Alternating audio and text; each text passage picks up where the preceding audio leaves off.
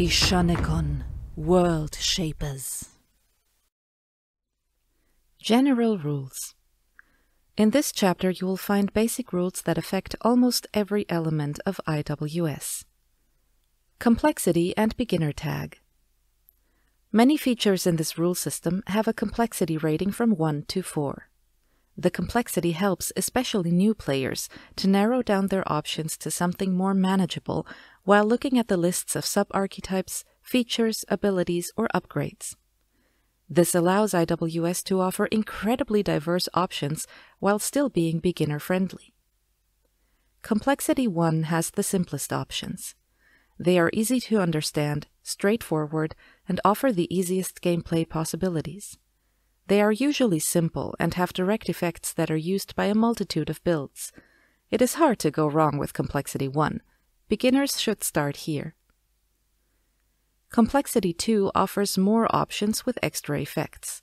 It is usually not too complex, but allows for more tactical options and spices up your gameplay.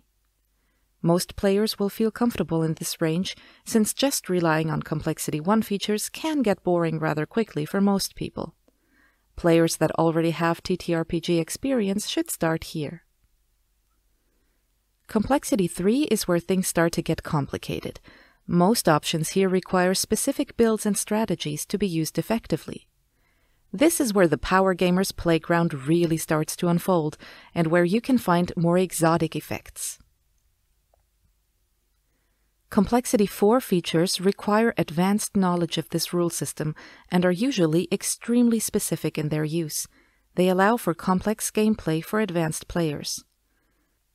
You will also find a beginner tag. Filtering for this tag on the website reduces all features to a few core options. It is a good place to start if this is your very first TTRPG game and you have little experience with RPG systems in general. Dice. IWS uses 7 different types of dice. Dice sizes are referred to by the letter D followed by the highest number that you can roll on it. The classical cube-shaped 6-sided die is referred to as D6.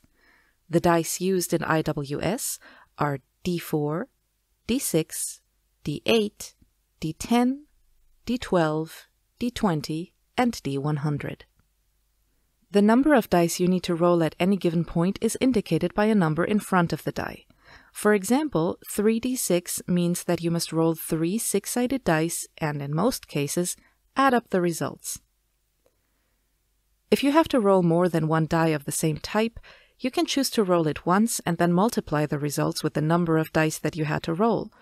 Conversely, if you have to roll dice and you have an effect that multiplies the result, you may instead just increase or decrease the number of dice that you have to roll by the factor of multiplication. For example, if you use the ability Physical Bolt with the path of damage, you have to roll 4d10 for the damage, but the result is halved by the path of damage. You can choose to roll 2d10 instead to simplify the calculations. Do not forget that if you do this, even though the minimum, maximum, and average values stay the same, the variant changes. You will be adding additional values to the result of the dice often. A natural roll refers to the number that you rolled without adding any other modifiers. For example, if you make a skill check, you would need to roll a d10 and add your skill value to it. So if you rolled a 7 and had to add 2, you would have rolled a 9, but you would also have rolled a natural 7. Advantage and disadvantage. There are many situations in which certain actions are easier or harder to perform than normally. This is where the advantage and disadvantage mechanism comes into play. When somebody has advantage on a roll, they will roll the corresponding dice twice and pick the better result. In case they have disadvantage, they will also roll twice, but have to pick the worse of the 2 results. Many features and effects can directly give you or other creatures advantage or disadvantage on many kinds of rolls, but the GM may also decide to give advantage or disadvantage if they think it's appropriate for the situation. Advantage and disadvantage cannot stack and cancel each other out. If a feature allows you to choose between giving or gaining either advantage or disadvantage, you can choose to do so after knowing the result of the first roll if you do it as a reaction. Otherwise, you have to decide before the roll. Calculations. When calculating values, the results are always rounded down to the next full number, unless it is stated that they should be rounded up or handled differently. Generally speaking, you cannot reduce something to a negative value unless stated otherwise. For example, even if you can reduce incoming damage by more than the actual damage, you cannot heal yourself with negative damage. You instead receive no damage. When more than one multiplier is applied, these multipliers will be added to one another, not multiplied among themselves. For example, if you have two effects, double the damage, your damage is tripled instead of quadrupled. Decreasing multipliers are multiplied with each other instead. So having two effects that halve your damage would lead to dealing a quarter of its original strength instead of no damage.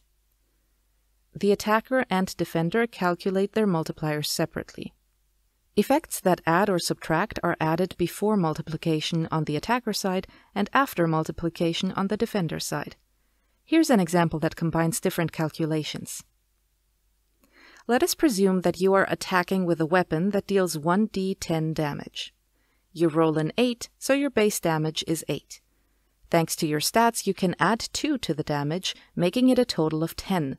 You have the path of attack, and your tier is 3, which allows you to increase the damage of your weapon attack twice by 50%.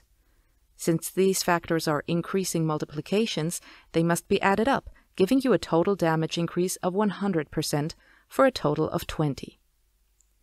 That is, parentheses 8 plus 2 times parentheses 1 plus 0.5 plus 0.5 equals 20. Let's further assume that the creature you are attacking is resistant to your damage, which halves it. In addition, they use the ability Resist, which also halves the damage. Two decreasing multiplications are multiplied with each other, decreasing the damage by 75% to a total of 5. The creature's armor is 2, which reduces the damage by 2 to a total of 3. Parentheses 20 times 0.5 times 0.5 minus 2 equals 3. The complete calculation then looks something like this. Parentheses 8 plus 2 times parentheses 1 plus 0.5 plus 0.5 times 0.5 times 0.5 minus 2 equals 3. This is a fairly complex example, but don't worry. Most calculations during this game will be far simpler. This example should merely help you understand how the different layers interact with each other. Multiple simultaneous effects. A creature that has multiple active instances of the same status effect or ability is only affected by the strongest version of that effect, unless the status effect ability or feature explicitly allows for the effect to stack. Should the stronger version stop affecting them, the weaker version takes over if it's still affecting the creature. This is true for positive and negative effects. Effects that are allowed to stack with themselves last as long as the longer-lasting stack that has been applied. Different negative or positive effects can stack without restrictions. Size. Objects and creatures can have different sizes. The standard size is medium and corresponds to a creature or object that can easily fit in a 1 meter times 1 meter times 2 meter area. Objects and creatures that are bigger than that are classified as big. If they do not fit in a 2 meter times 2 meter times 4 meter area, they are known as big plus. If they are twice as big, they will be categorized as big plus plus, and so on. Similarly, an object or creature that can fit in 0.5 meters times 0.5 meters times 1 meter is considered small. If it fits in half that area, it is small minus, and so on. For more rules on how size can affect creatures, see the creature rules. Seeing. When the rules talk about seeing something, this does not mean you need to be sensing it with your eyes. You are still seeing something if you have any senses that allow you to pinpoint its position accurately. For example, A normal blinded human would not be able to see anything because their other senses are not sharp enough to compensate. However, a blinded bat could still see its surroundings thanks to its echolocation. Targeting and hitting. Whenever you attack something or want to affect somebody with an ability or feature, you need to target them. To target something, you need a direct line of sight, and it has to be within range of the weapon, ability, or feature that you are using. This does not mean that you need to be able to see it. There just needs to be a straight line between you and the potential target that is not completely blocked by something else. Abilities and features that mention different conditions, like the ability long-range telepathy that allows you to target a creature you have seen before, do not need a direct line of sight. When you target something, that thing is referred to as a target. A target can be a creature or an object. Some effects are triggered if you hit something. You only hit something if your attack roll was successful or the target fails all defense rolls you forced them to do. An effect that targets something that does not have an attack roll or forces the target to make any defense rolls will hit automatically. Beneficial effects like healing that you target at allies or yourself also count as a hit. For more information, see the combat rules. Area of effect forms. Some abilities, weapons, and features affect an area rather than a single target. Their description will often refer to specific forms for the sake of simplicity. These are the forms you may find. Cube. The most basic form for an area of effect is a cube. The cube has equal length, width, and height. To keep it simpler, cubes in IWS are described by their base length and not their volume. So when we refer to a 3-meter cube, we actually mean a 27 square meter cube.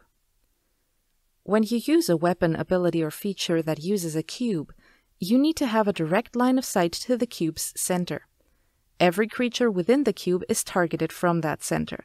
That means the effect will not be able to target a creature within the cube if there is a wall between them and the cube's center large enough to give them full cover. Line. A line is any connection of spaces connected through at least one corner. The line does not have to be straight in any way. A 9-meter line, for example, can be ordered in such a way that it creates a 3 × 3 meter square. When you use a weapon, ability, or feature that uses a line, you need to have a direct line of sight to each space that you fill with your line.